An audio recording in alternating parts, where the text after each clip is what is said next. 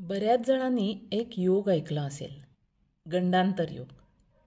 किंवा काही नक्षत्रांच्या बाबतीत अशा प्रतिक्रिया ऐकायला मिळतात की अच्छा तुझं हे नक्षत्र आहे का, म्हणजे हे गंडांतर योगातलं नक्षत्र आहे. तर मला असं वाटतं थोडं प्रॅक्टिकली बघूया या विषयाकडं. गंडांतर योग म्हणजे नक्की काय हे समजून घेऊया. अवकाशाचे 360 डिग्रीज आपण मानतो आणि त्यामध्ये 12 राशी आणि त्यामध्ये 27 नक्षत्र अशी विभागणी केली आहे.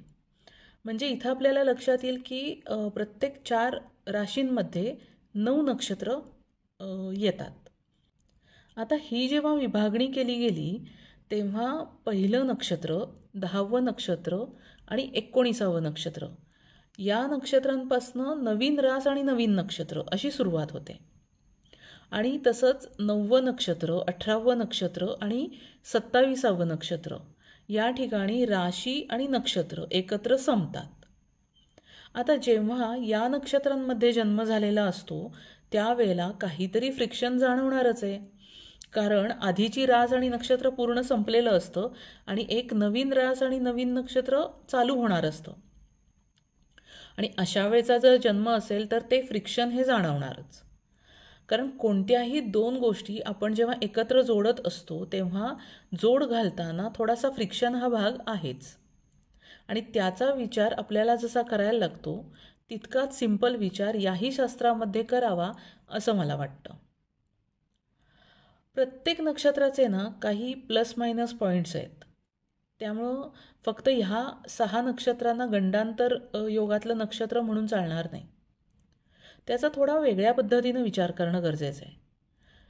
मुळात काय माहिती आहे का की मराठीमध्ये गंडांतर ह्या शब्दालाच इतका भीतीदायक अर्थ आहे की आपल्यासारखे अनेक जण हा शब्द ऐकला की घाबरून जातात. पण मला असं वाटतं की ज्या व्यक्तीचा जन्मच मुळात अशा फ्रिक्शन असलेल्या सिच्युएशनमध्ये झालेला आहे किंवा संघर्षात्मक परिस्थितीमध्ये झालेला आहे, तर ती व्यक्ती आयुष्यातल्या कोणत्याही संघर्षाला तोंड देऊच शकते. किंवा आपण असं बघूया की मुळात जन्म घेणं हाच एक मोठा संघर्ष असतो आणि तिथं जर ही व्यक्ती सक्सेसफुल झालेली असेल तर ती येणाऱ्या कोणत्याही प्रसंगाला तोंड देण्याची कपॅसिटी तिच्याकडे असणारच आहे. म्हणजे फायटर स्पिरिट हे इनबॉर्न टॅलेंट असतं या लोकांच्याकडं.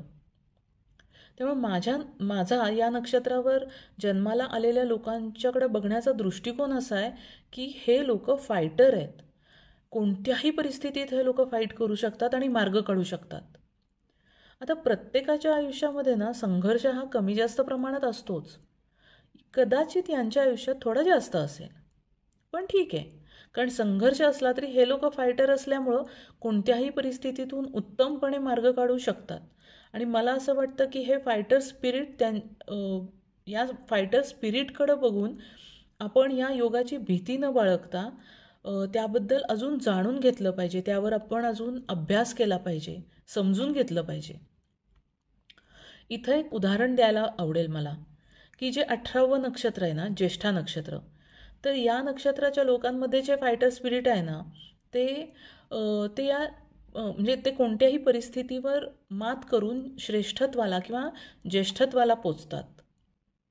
अटल बिहारी वाजपेयी आहेत, शंकरराव किर्लोस्कर आहेत, हे ज्येष्ठा नक्षत्रामधले उत्तम उदाहरण आहेत. आता यानंतर जे 19वं नक्षत्र येतं म्हणजे मूळ नक्षत्र, तर याची खासियत काय आहे माहीत आहे का, की हे कोणत्याही गोष्टीच्या मुळाशी जातात आणि त्यावर प्रावीण्य मिळवतात.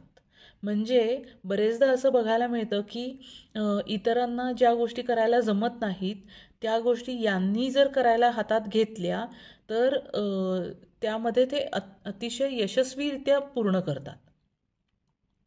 आता मूळ नक्षत्राचं उत्तम उदाहरण म्हणजे गदिमा हे देता येईल.